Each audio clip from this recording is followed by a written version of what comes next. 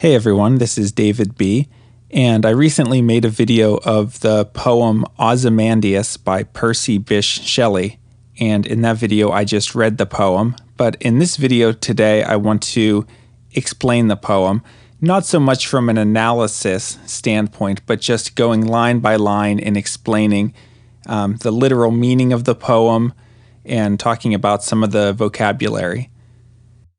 The first line of the poem, I met a traveler from an antique land. I think the part of this line that might be most confusing is the end, antique land. Normally, when we see the word antique, we're using it to refer to items that are old, like an antique lamp or an antique chair or an antique table, right? Things that are maybe over 100 years old. In this case, it means something more like ancient, or you could translate antique land as maybe a country with a long history. In this case, it's talking about Egypt. The next line, who said, quote, two vast and trunkless legs of stone stand in the desert. So it's the traveler speaking now, and this traveler's story will be the rest of the poem. We never actually go back to the narrator, the I, that is the first word of the poem. So what does the traveler say? He's talking about the stone legs of a statue that are in the desert. So we have two legs of stone that are standing in the desert. And the way it describes them is vast, meaning large, and trunkless, trunk meaning the main part of a body. So it just means that you have the legs of the statue, but the trunk of the body is missing. That part of the statue is no longer there. It's just two legs sticking up. Near them, on the sand, half sunk, a shattered visage lies. Okay, what is a visage? A visage just means the face. So the head or the face of the statue is lying in the sand. Half sunk. Obviously, if it fell from a great height, it would maybe sink down into the sand, or just over time it would sink. And then the next few lines will be describing the facial features. Whose frown and wrinkled lip and sneer of cold command. These are just describing what the face looks like. Tell that its sculptor well those passions read. This sentence is a little bit rearranged from the way that we would speak because it's poetry. So sometimes the word order is changed to get things to rhyme. So tell that its sculptor well those passions read.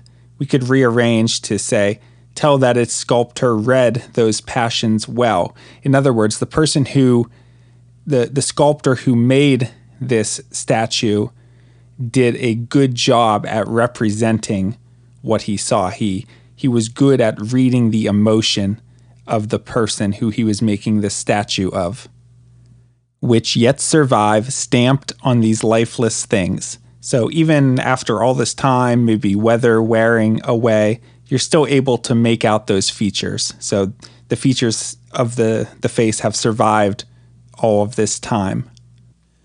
The hand that mocked them and the heart that fed. This is a line that I don't completely understand, but it just plays into what we already talked about, that the sculptor did a good job at representing the facial features. In this case, the word mocked. Mock usually means that you're imitating someone to kind of make fun of them. But we also have a phrase in English, mock-up, which is like you make a model of something, maybe a scale model, or you're creating something, but it doesn't necessarily have that meaning of making fun of something. So here I'm not quite sure which way that word mock is being used. At this point, the poem changes the focus a little bit, and we get to the words on the pedestal.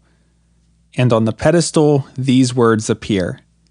My name is Ozymandias, King of Kings. Look on my works, ye mighty, and despair. So these lines are literally just telling us the words that are carved into the pedestal of the statue, the pedestal being the part that the rest of the statue rests on top of. When it says he is King of Kings, that shows how powerful of a ruler he was. He ruled over other kings. Look on my works. In other words, look at everything I have achieved. Look at my kingdom. Look at everything that I have command over. Ye mighty. The word ye isn't really used in everyday speaking. It's more of an old-fashioned word. It means like you mighty people, look at me. Look at my works, ye mighty. Look at my works, you mighty people. And despair. Like, see how much more powerful I am than you. At this point, we again have a change of focus in the poem for the last 3 lines. Nothing beside remains. So, it's in contrast to the previous line, which was, look at all of my impressive works. Now we find out, well, there's nothing else except these legs standing in the desert and the head that's fallen down and just this pedestal with an inscription. Round the decay of that colossal wreck.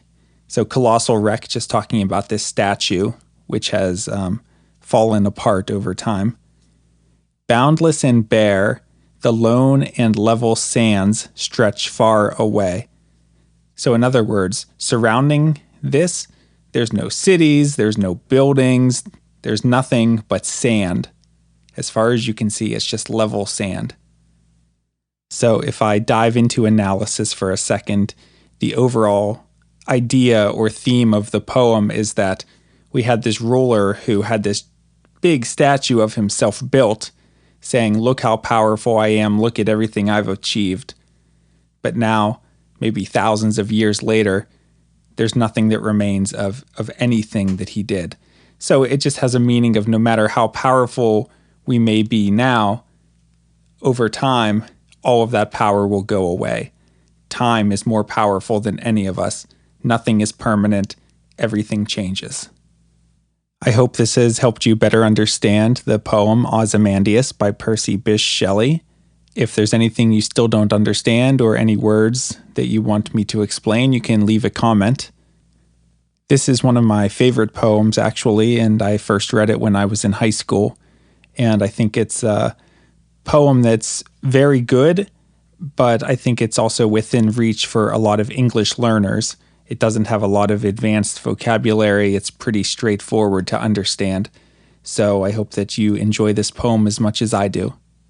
For more English listening practice, please like this video and subscribe. This is David B. Thanks for listening.